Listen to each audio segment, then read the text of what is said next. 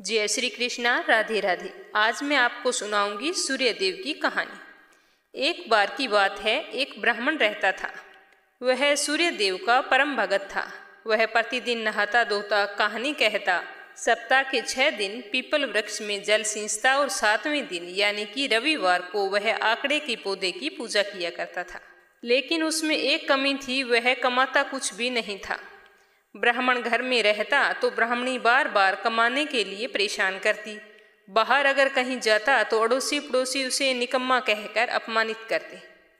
तो एक दिन वो उन सब से तंग आकर नहा धोकर अपनी पूजा की सामग्री लेकर जंगल में चला गया और वहां जाकर एक सूखा पीपल का वृक्ष था, उसके नीचे बैठ गया और वहां जाकर अपनी पूजा पाठ कर ली और सूर्य भगवान की कथा कही। वहीं पीपल के पास एक सूखा तालाब भी था, उसमें थोड़ा सा पानी था। तो उसी में से पानी का लोटा भरकर ब्राह्मण ने सूर्य भगवान को जल चढ़ा दिया। तो वो पूजा का जल बहकर पीपल और सूखे तलाई में चला गया। तो उस जल के जाते ही वो सूखा पीपल हरा भरा हो गया और सूखी हुई तलाई साफ पानी से भर गई। उस जल में सूर्य भगवान दिखाई देने लगे और कहने लगे कि ब्राह्मण, मांग, तू क्या मांगता है। तो ब्राह्मण ने जब ये आवाज सुनी तो घबरा गया और सोचने लगा कि लगता है पीपल पर कोई भूत रहता है। तभी तो पहले बिल्कुल सूखा था और अब अचानक से हरा हो गया है और पास में जो तलाई थी उसमें थोड़ा सा गंदा सा पानी था, अब स्वच्छ पानी से भर गई है। तो ब्राह्मण ने उस आवाज का कोई भी जवाब नहीं दिया। और ब्राह्मण तो वहीं पर रहता था। जब रोज सूर्यदेव की पूजा करता और जल का अर्घ्य देता तो वही आवाज आती। तो वह रोजाना यही बात सुनकर चिंता के कारण दुबला होने लगा। ब्राह्मणी कभी कभी ब्राह्मण से जंगल में मिलने आया करती थी। तो उसने एक दिन ब्राह्मण से पूछा कि आप प्रतिदिन दुबले होते हुए जा रहे हो, क्यों, क्या बात है। मैं तो कहती हूँ कि आप घर चलो। तो ब्राह्मण ने कहा कि मैं घर तो नहीं जाऊंगा। यह कहकर ब्राह्मण ने सारा हाल ब्राह्मणी को बता दिया। तो ब्राह्मणी ने सुनकर कहा कि जब आप जल चढ़ाते हो तो उसके बाद में यही आवाज आती है, तो मुझे तो लगता है कि सूर्य भगवान स्वयं आते हैं। अगर इस बार आवाज आए तो तुम सब कुछ मांग लेना। तो ब्राह्मण ने बोला कि कैसे मांगू, मुझे तो कुछ मांगना ही नहीं आता। अगर मुझे ज़्यादा कुछ कहना होगा तो मैं भूल जाऊंगा। अब तुम ही मुझे कोई ऐसी तरकीब बताओ जिससे कम शब्दों में ज़्यादा से ज़्यादा मांग सकूं। तो ब्राह्मणी ने कहा कि तुम इस प्रकार कहना कि 9 खंडे महल के अंदर सोने के पालने में पड़पोते को दास दासियों द्वारा खिलाते हुए अपनी आंखों से देखूं। तो इस प्रकार कहने से लंबी उम्र मिल जाएगी, महल, बेटे, बहुएं, पोते, पड़पोते और धन भी मिल जाएगा। क्योंकि जब धन होगा तो ही सोने का पालना होगा, दास दासी होंगे और आंखें और घुटने ठीक होंगे, तभी तो पड़पोते को सोने के पालने में झूला झूला सकेंगे और देख सकेंगे।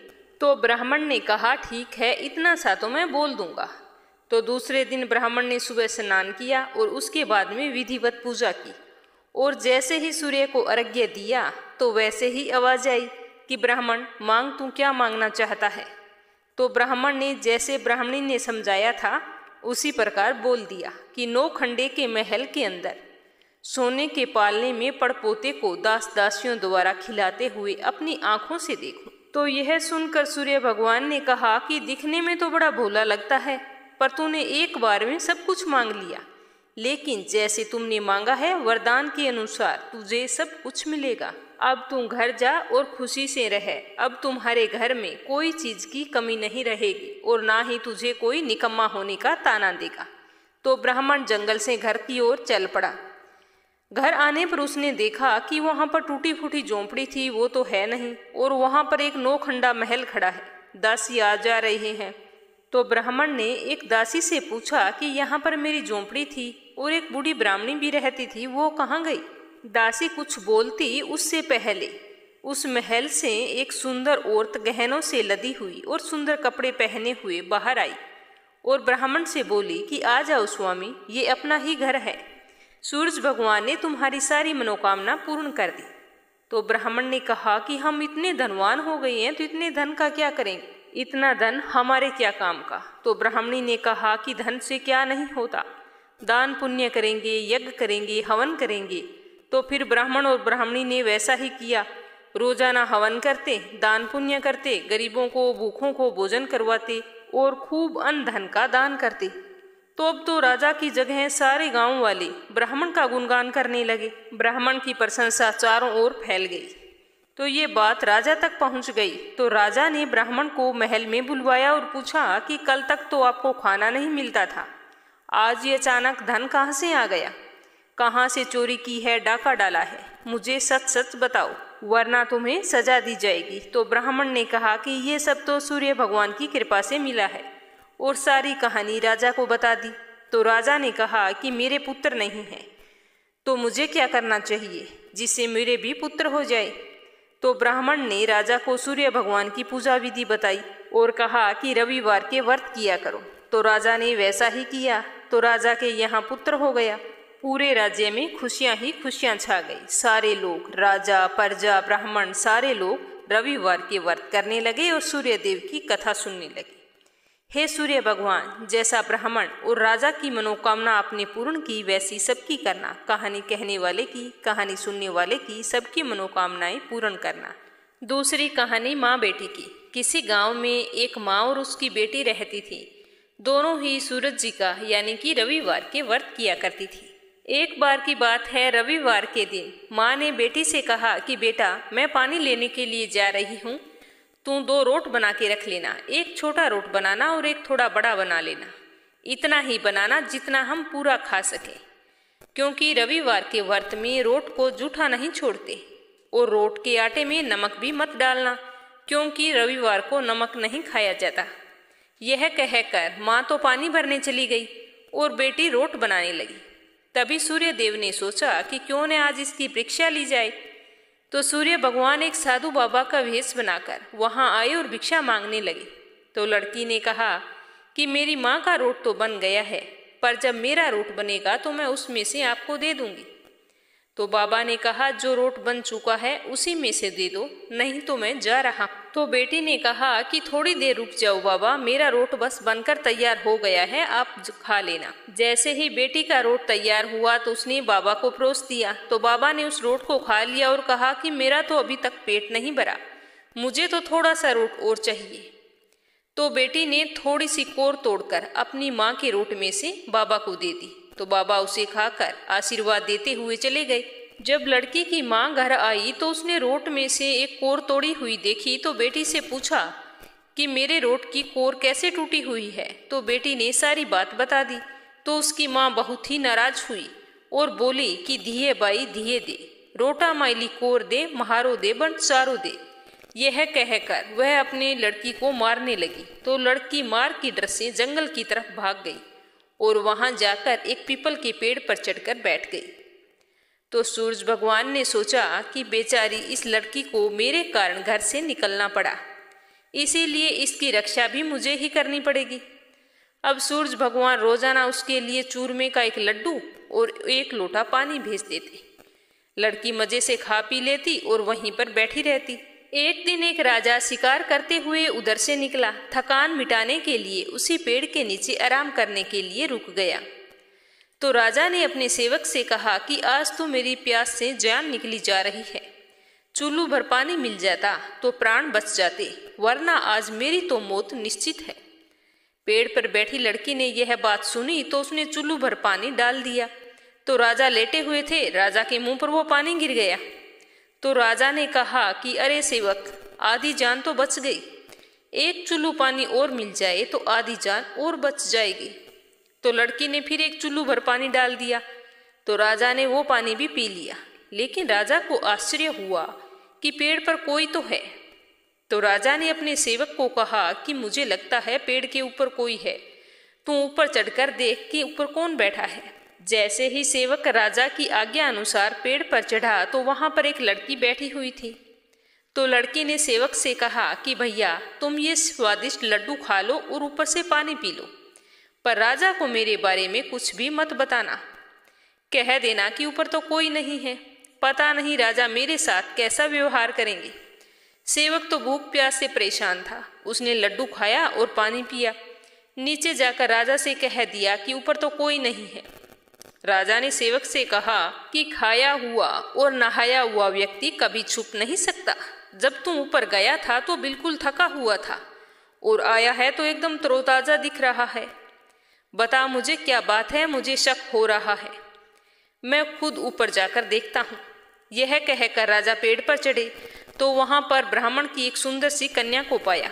तो राजा ने कहा कि डरो नहीं, तुम बहुत सुंदर हो, तुम मेरे साथ चलो, तुम्हारे कारण ही मेरी आज जान बची है, मैं तुमसे विवाह करना चाहता हूँ।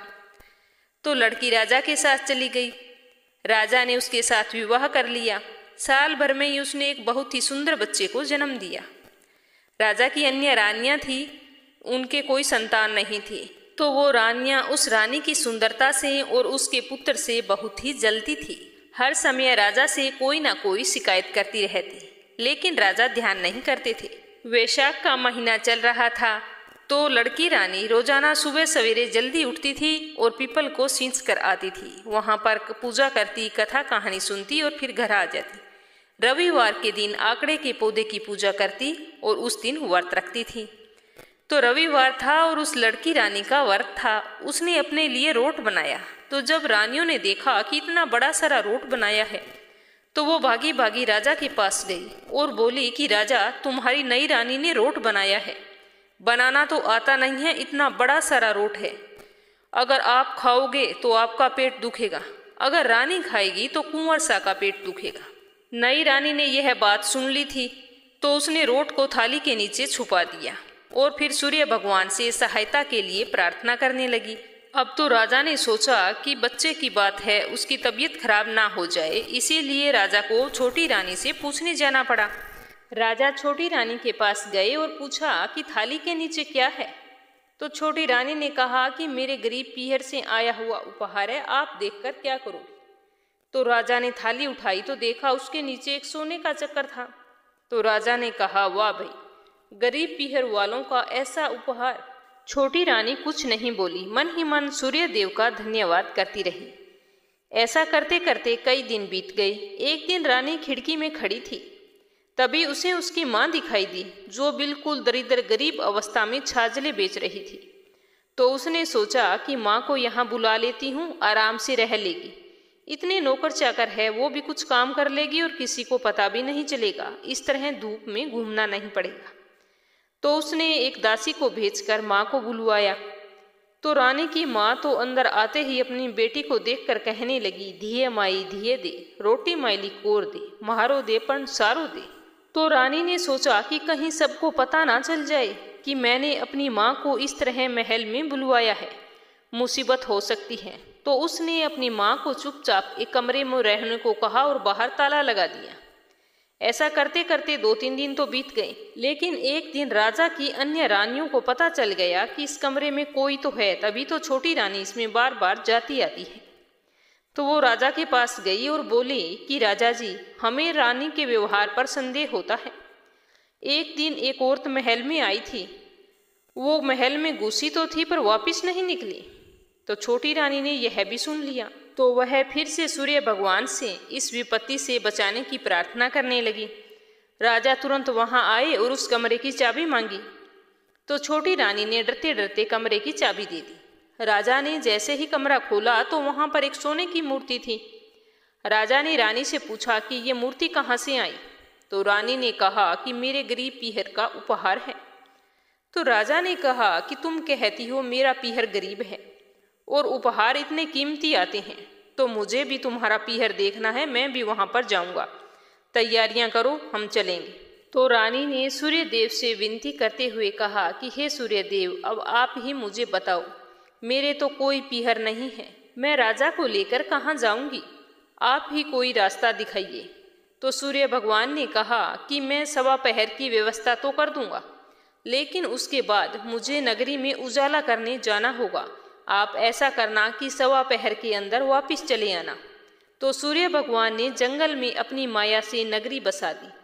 महल, झरोखे, बाग बगीचे, रिश्तेदार सब आदि माया से बना दिए। महल की रसोई में कई प्रकार के व्यंजन भी बन रहे थे। दास दासी वहां पर आ जा रहे थे। तो राजा रानी अपने बेटे सहित वहां पर पहुंचे तो सबने खूब आव भगत की।